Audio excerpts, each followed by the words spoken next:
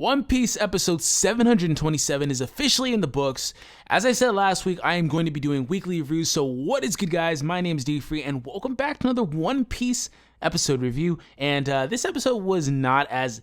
I want to say it's not as action-oriented, but I do think it's a lot more eventful than the previous episode. So pretty much the episode continues where the last episode left off, essentially. What I mean by that is we still have Zoro lurking around, trying to proceed with his plan to stop the birdcage. He runs into Frankie. He explains that he wants to stop it. Frankie's a little bit confused, but I believe that Frankie caught on at the last second. They still haven't really too much alluded to what the plan was from what I could understand. I kind of looked away a little bit, but...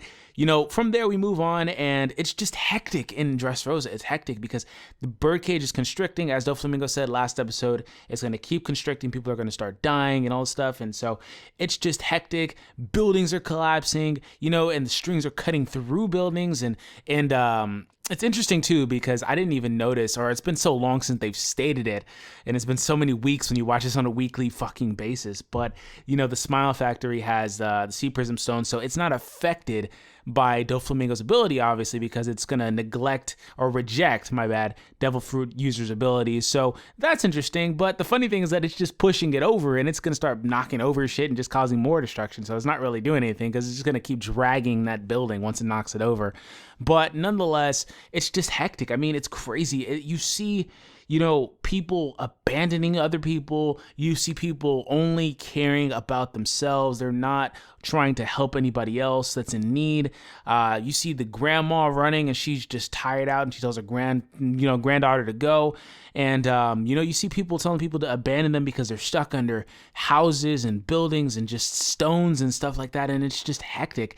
And this is really interesting to me because it really brings out human nature. I mean, your first instinct will always be to protect either your loved one, especially like if you're a parent or something like that, or yourself. And it looks like to me like all these guys were either trying to look out for their kids or for themselves. And that really was interesting to me because I think that, kind of progressing on from here, when we get into the King Riku's speech, it really does show a lot of human nature. So kind of getting back on track here, we kind of cut to Luffy versus Doflamingo some more.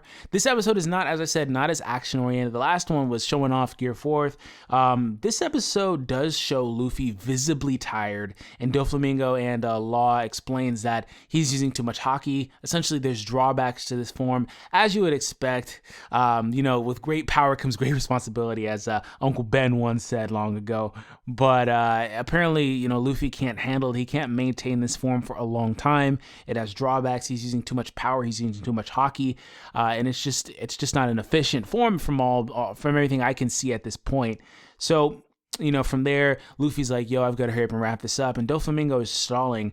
And that's when Doflamingo mentions to Luffy that Devil Fruit users have something called an awakening.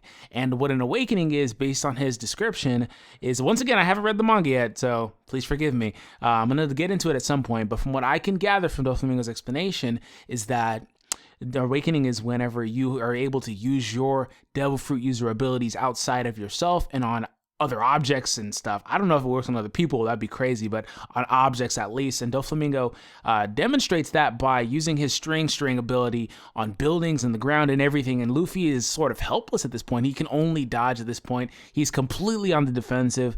He's not doing any more attacks like he was last episode. He's completely on the defensive, and he's out of breath, and he's just trying to figure out a way to get the upper hand on this match. So Doflamingo is starting to take control of the battle, and Luffy is visibly tired. And then from here, we cut into King Riku's speech. He takes one of the transponder snails and he relays a message to the entire Dressrosa, and he tells them, hey, he broke out some really inspirational shit, and I really, truly, and genuinely love these moments in One Piece. This is why I love One Piece. It's such a well-told story, but what happened was he pretty much tells them, hey, no matter what's going on, we need to have each other's back, and he explains the situation. He's like, yeah, this kind of hits you guys all way too hard, way too fast. You didn't expect this reality, and it cuts to them them seeing that, you know, their loved ones were the freaking toys this whole time and they had forgot about them. And I thought that was really sad too. I think Sugar has the most fucking OP ability in freaking One Piece in general. But, you know, he's like, yo, this all kind of hits you guys so fast. You know, you find out that your loved ones were toys. It's like everything hit these guys so fast and they don't know how to handle it. And he's like, yo, this is what's going on. These people are fighting and I believe in Luffy at this point. So I need you guys to just hang on. That's what he tells them, to hang on. And then from there, things start to turn around. People start helping each other out. You know, I think once again, that's great. Just great storytelling. It really is. I love Oda so much. It's just great storytelling. But next episode, you know, we're going to proceed from here. So let me know you guys' thoughts on the episode. Let me know you guys' favorite parts of the episode as well, down below in the comments. So I will see you guys in the next review next week. Peace out, guys.